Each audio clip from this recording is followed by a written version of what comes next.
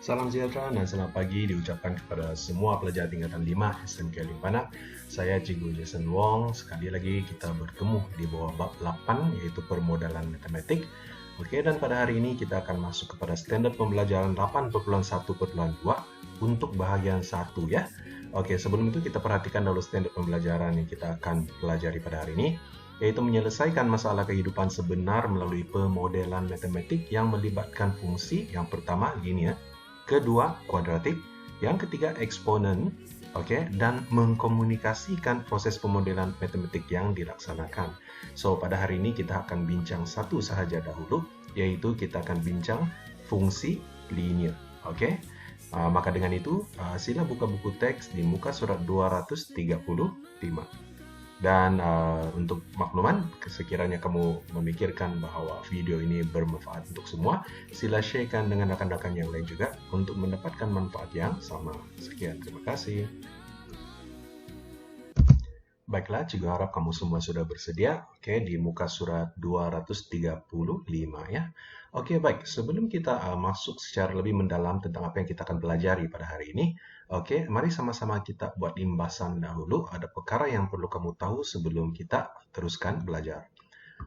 Pertama sekali yaitu pengetahuan apa yang perlu kamu ada dalam untuk mempelajari bab ini, tajuk ini ialah yang pertama sekali yaitu graf fungsi linear. Bagaimanakah bentuk dia? Ada kamu masih ingat? Ianya merupakan suatu garis lurus ya.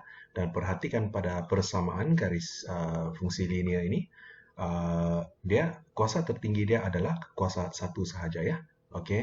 So persamaan dia adalah y sama dengan mx tambah c, dan ini adalah contoh persamaan dia lah. Yaitu y sama dengan 2x tambah 1, yang mana kuasa tertinggi x adalah 1. Baik, graf yang kedua kamu perlu ingat adalah graf fungsi eksponen. Graf fungsi eksponen ini dia merupakan suatu lengkung. Kalau kamu perhatikan, dia ada dalam dua keadaan lah. Satu, dia naik secara perlahan, kemudian dia naik secara mendadak. Kemudian yang satu lagi dia menurun, kemudian dia menurun secara mendadak. Itu adalah graf fungsi eksponen. Dan persamaan untuk graf fungsi eksponen ini adalah y sama dengan c e kuasa x. Dan contoh untuk persamaan graf bagi fungsi eksponen ini adalah y sama dengan 2 kuasa x lah, yang mana x itu berada pada keadaan kuasa. Manakala graf yang ketiga yang kita perlu tahu ialah yaitu graf fungsi kuadratik, yang ini cikgu percaya kamu sudah pernah pelajari dan masih ingat lah. Sama seperti graf garis lurus ataupun graf fungsi linear, yaitu ianya merupakan satu lengkung sedi ataupun lengkung senyum kan, ataupun kita lebih sinonim dipanggil sebagai graf parabola. So ketiga-tiga graf ini kamu kena pahami, bersama dengan dia punya persamaan lah, itu sangat penting ya. Baik, kita teruskan. Seterusnya sila buka buku teks di muka surat 235. Kita perhatikan dahulu yang ini. Bagaimanakah menyelesaikan masalah kehidupan sebenar melalui pemodelan matematik? So kita perhatikan dahulu mobilisasi minda 1. Jadi kita coba jawab ya. Langkah dia, berdasarkan maklumat dan rajah yang diberi, tentukan jenis fungsi. Ada 3 yang cikgu sebutkan tadi, yaitu linear, kuadratik, atau eksponen, yang mungkin boleh digunakan sebagai model bagi data yang berikutlah. Situasi yang pertama, seorang doktor menggunakan data untuk mengkaji kadar denyutan nadi rehat orang dewasa yang normal mengikut bilangan jam senaman dalam seminggu. So ini adalah taburan dia lah.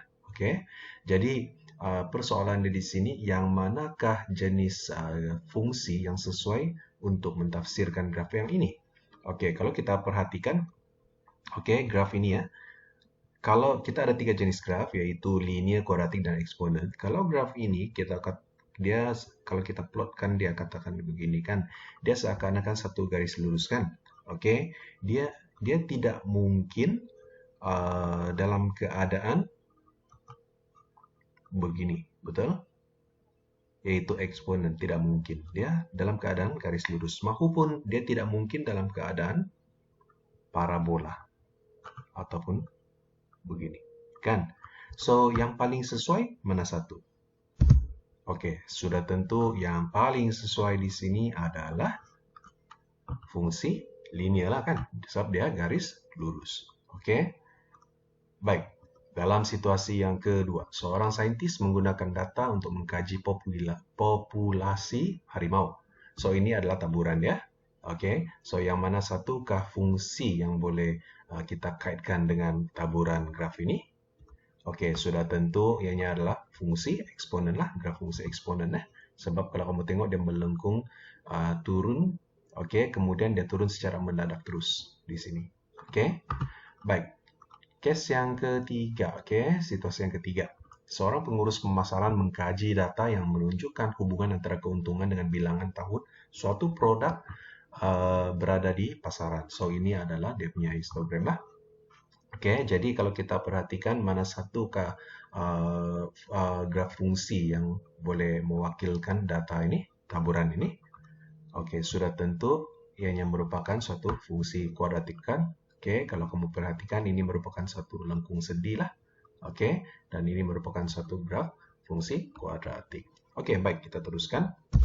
Jadi, hasil daripada mobilisasi minda satu tadi, kita dapati bahwa kita akan dapat menentukan jenis fungsi yang mungkin boleh digunakan sebagai model bagi data dengan mengkaji dia punya pola graf. Oke, baik.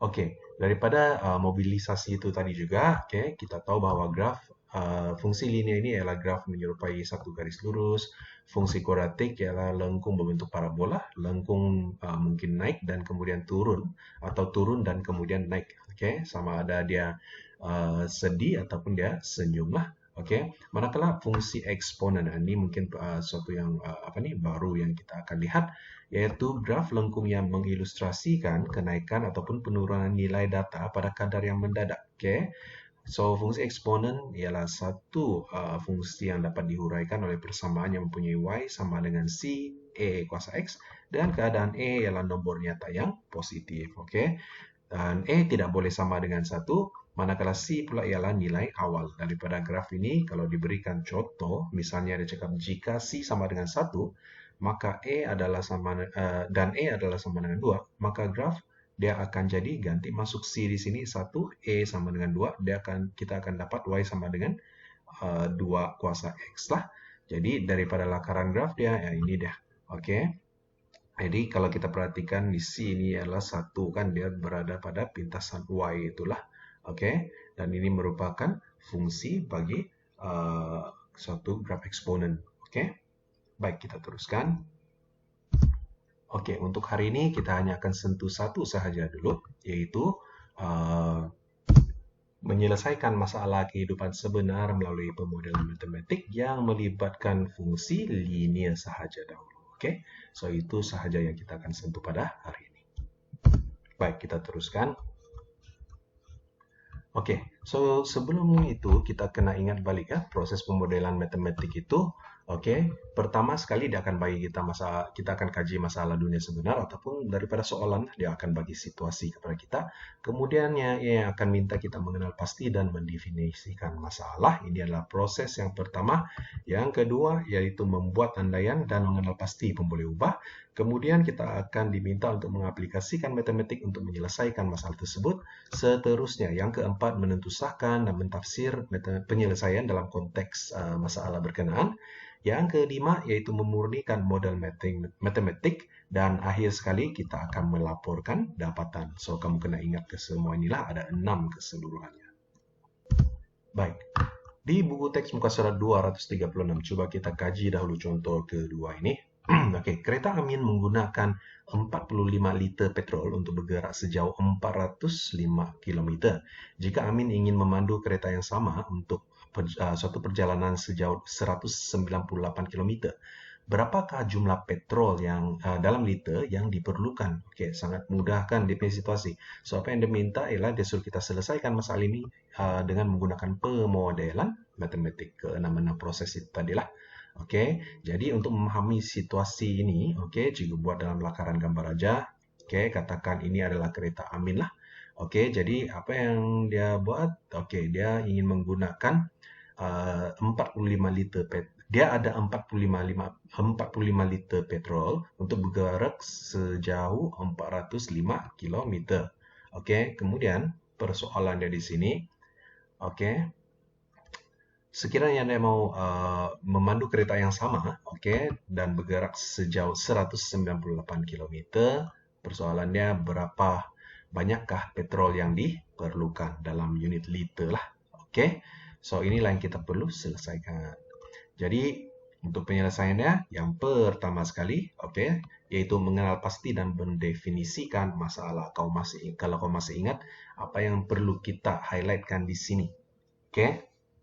Jadi daripada soalan kita dapat tentukan ataupun kita dapat kenal pasti bahwa yang pertama, tentukan isi padu petrol yang digunakan untuk suatu perjalanan sejauh 198 km.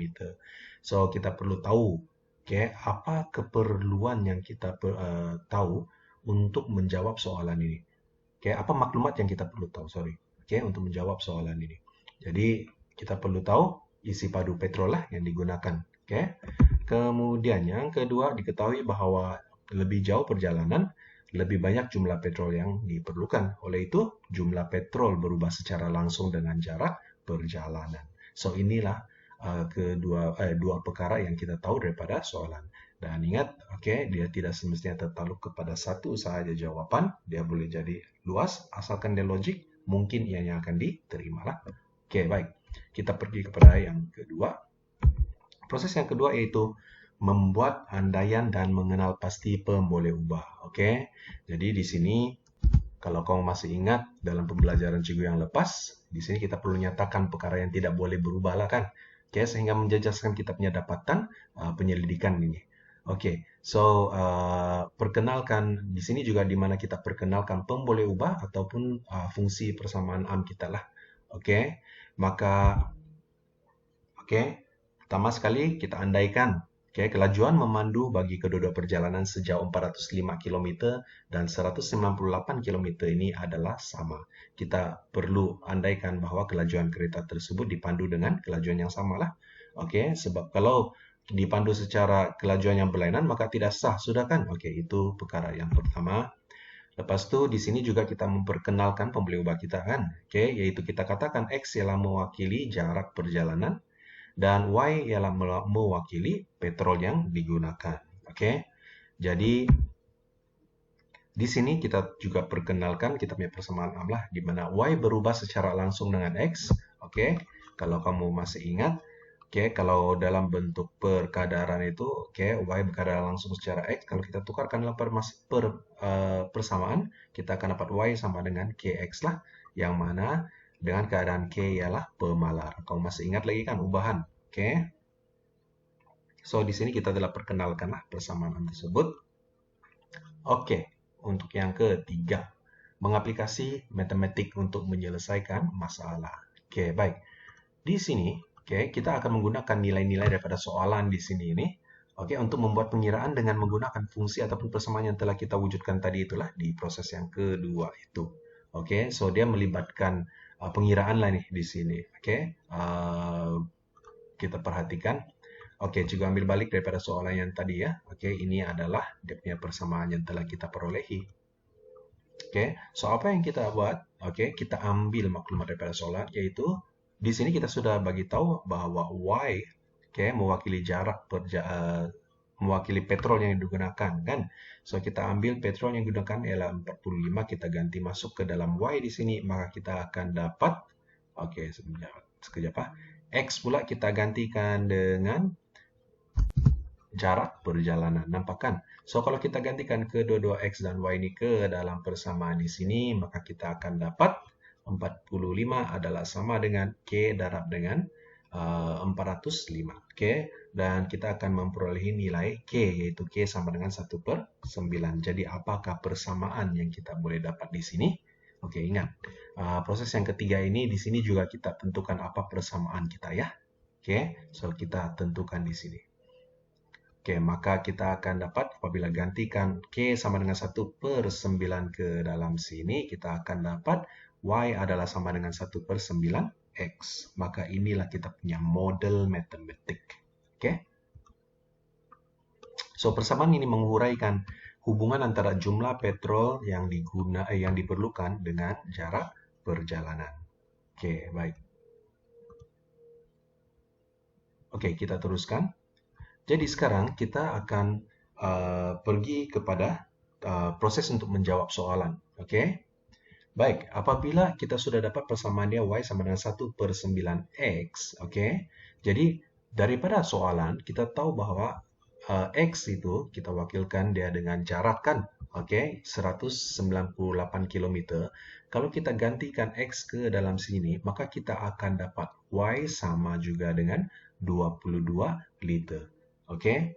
Jadi inilah proses pengiraan dia apabila kita ganti masukkan nilai tersebut ke dalam sini dan seterusnya kita selesaikan. Oke, baik. Jadi, kesimpulan dia, maka kita perlukan 22 liter petrol untuk suatu perjalanan sejauh 198 km.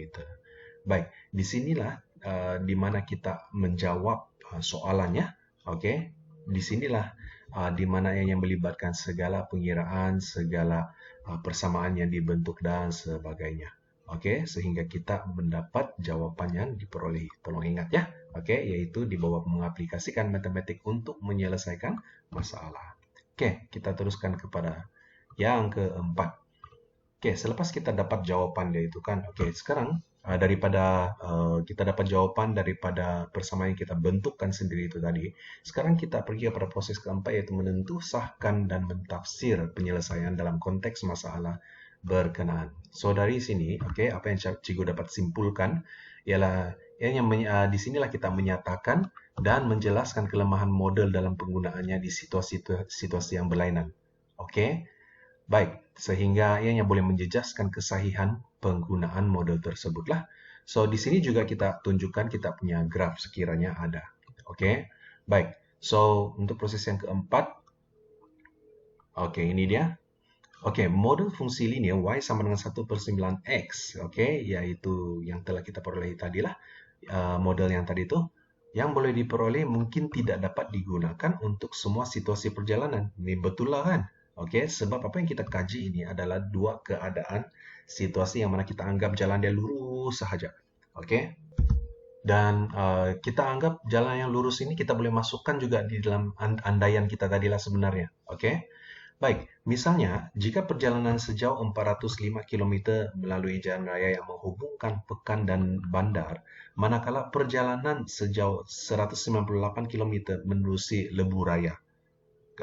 Dalam ini keadaan ini sudah menjadi lain sudah. Yang satu itu dia menghubungkan pekan dan bandar, yang satu itu menerusi lebu raya, highway, lurus sahaja. Oleh itu, kadar penggunaan petrol adalah lebih cepat dalam perjalanan pertama kan, lebih banyak petrol yang digunakan. Sebab untuk perjalanan pertama itu kan, dia mau pergi pekan lagi dan ke bandar lagi. Manakala yang kedua ini, dia terus dari highway. Baik. Ini contoh dia begini. Kalau kita, cikgu bagi situasi daripada sekolah kita, daripada sekolah kita untuk pergi ke KK. Daripada sekolah kita pergi ke Donggongon, kemudian daripada Donggongon kita akan pergi ke Kepayan, daripada Kepayan kita akan terus pergi ke KK lah, Limpas Queen Elizabeth Hospital tu dan sebagainya. Berbanding dengan situasi yang mana kita jalan dari SMK Limbanak, jalan terus sahaja melalui Donggongon, kemudian kita pergi melalui Lido, daripada Lido di sana baru kita pergi ke KK. So ada dua keadaan perjalanan yang berlainan. Satu tuh dia jauh sedikit, tidak jam dan sebagainya, dia tidak banyak menggunakan petrol. Yang satu lagi itu dia menggunakan banyak petrol sebab dia ada banyak hentian, dia ada banyak liku-liku perjalanan itu kan. So tidak sama. Jadi di sinilah di mana cikgu harap kamu faham, apa yang coba cikgu samakan di sini dengan situasi yang kita sedang bincangkan inilah. Jadi kita tengok oleh itu kadar penggunaan petrol adalah lebih cepat dalam perjalanan pertama berbanding dengan yang kedua. Jadi apabila diterjemah kembali ke dunia sebenar, model fungsi linear yang diperoleh tidak sesuai digunakan untuk menangani masalah berkenaan. Seterusnya. Untuk yang kelima, proses yang kelima, yaitu di mana kita coba memurnikan model matematik ini, hasil daripada kita punya pernyataan masalah tadilah. Oke, di sini kita perlu nyatakan sama ada kita dapat ataupun perlu memurnikan model ini atau menggunakan model lain untuk mengatasi masalah yang telah disebutkan dalam proses yang sebelum inilah. Oke, dengan penjelasan yang agak ringkas berdasarkan penyelesaian kepada situasi tersebut. Kita tahu bahwa jika data ataupun maklumat yang diberikan daripada masalah yang kita kaji ini, ataupun soalan yang kita kaji ini tidak lengkap, maka kita tidak dapat buat pemurnian kan, ataupun kita tidak dapat buat satu penyelesaian, ataupun cadangan. Jadi kalau tidak dapat kita bagi tahu sahaja tidak dapat, maka kita nyatakan kekangan pada proses tersebutlah.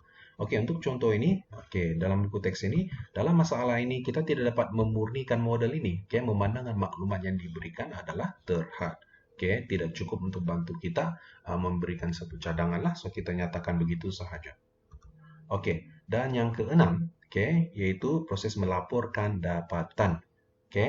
Jadi untuk melaporkan dapatan kita boleh tulis begini sahajalah. Laporkan dapatan dalam bentuk penyelesaian masalah berdasarkan tafsiran penyelesaian yang telah dilaksanakan di atas. Ini very general. Kamu boleh gunakan bentuk jawaban ini untuk penyelesaian soalan yang lain juga. Ataupun juga dapat fikirkan di sini, yaitu contoh lain untuk melaporkan dapatan ini ialah tuliskan suatu laporan penuh berdasarkan struktur rangka kerja pemodelan yang digunakan. Begitu saja. So ada 6 yang telah kita bincangkan di sini. Juga harap kamu pahamlah. Baik.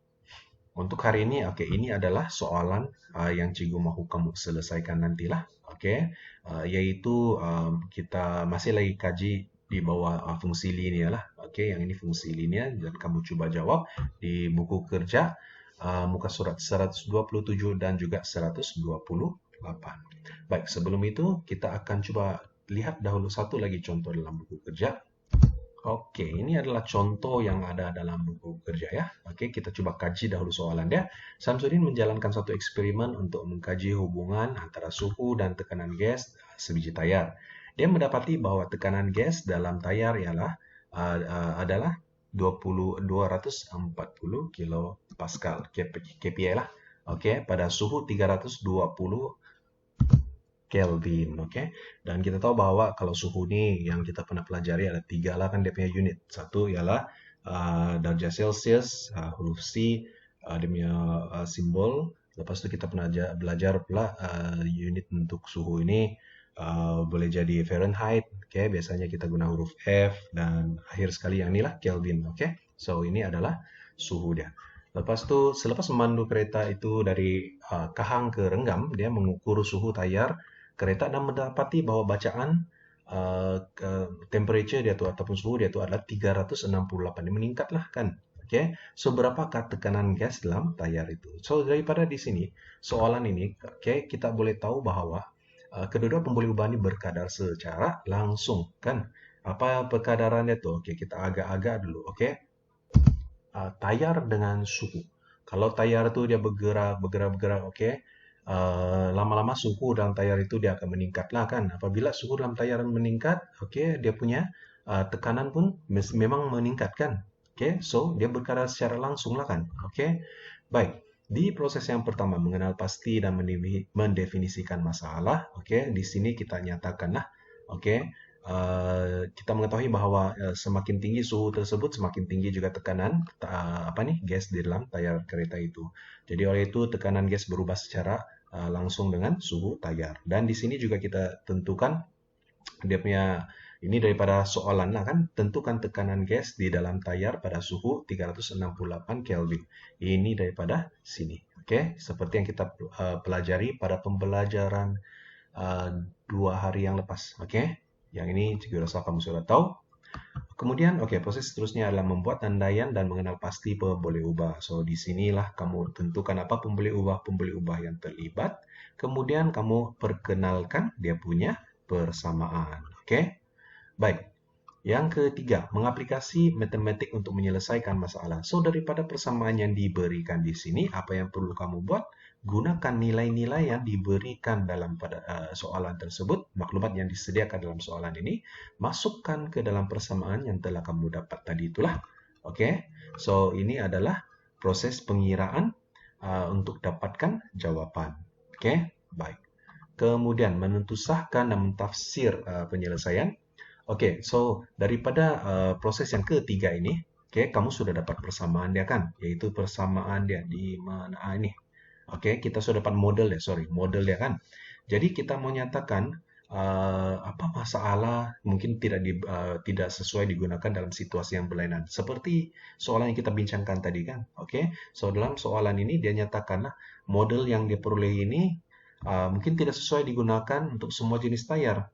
Karena perbezaan isi padu tayar juga akan mempengaruhi menyebabkan tekanan gas itu berubah. Yalah, coba kamu pikirkan kalau model ini kita gunakan untuk mengkaji tayar bagi sebuah kereta Viva berbanding dengan tayar bagi kereta contohnya four wheel drive, Vigo dan sebagainya. Yang mana size tayarnya lebih besar. So sudah tentu kita ianya tidak sah lah. Dia tidak sah. Jadi misalnya tayar dengan isi padu yang lebih besar mempunyai tekanan yang lebih besar, itu kita memang tahu lah. Tekanan yang lebih rendah itu memang kita tahu lah. Maka model fungsi linear ini tidak sesuai diguna untuk menyelesaikan masalah dunia yang sebenar. Begitu. Ini adalah proses menentusahkan dan mentafsir masalah penyelesaian masalah. Kemudian di sini juga ingat tadi cikgu bagi tahu kamu boleh tunjukkan kamu punya graf hubungan itu, sekiranya ada. Kemudian kita akan pergi kepada memurnikan model matematik. So kalau kita pikirkan keadaan kita tadi itu boleh kita murnikan lah. Maka kita nyatakan di sinilah. Kita perlu memurnikan model ini dengan mempertimbangkan size tayar yang digunakan. Sebab kita sudah nyatakan di sini kan, masalah tersebut. So kita mungkin boleh murnikan dia lah dengan model yang lebih baik. Ataupun dengan model lain pun boleh, tidak ada masalah. Itu terpulang pada pendapat kamu lah. Baik, kemudian akhir sekali, yang ini sangat basic seperti yang cikgu bagi tahu tadi, kamu boleh tulis laporkan dapatan dalam bentuk penyelesaian masalah berdasarkan tafsiran penyelesaian. Baik, dengan penjelasan contoh yang itu, cikgu harap kamu dapat buat soalan yang pertama ini dahulu. Kemudian nanti kita akan bincangkan tajuk yang seterusnya lah, ataupun fungsi-fungsi graf yang seterusnya. Baik. Dengan penjelasan kepada contoh-contoh yang tadi, cikgu harap kamu telah paham tentang apa yang telah kita pelajari. Sekiranya ada masalah yang ada bahagiannya kamu tidak paham, kamu boleh WhatsApp cikgu, kita coba bincangkan dalam grup. Dan jangan lupa, kalau kamu pikirkan video ini bermanfaat, jangan lupa subscribe ataupun share dengan rekan-rekan kamu ya. Maka dengan itu, cikgu ucapkan sekian terima kasih. Stay safe. Together towards success daripada cikgu. Sekian, terima kasih.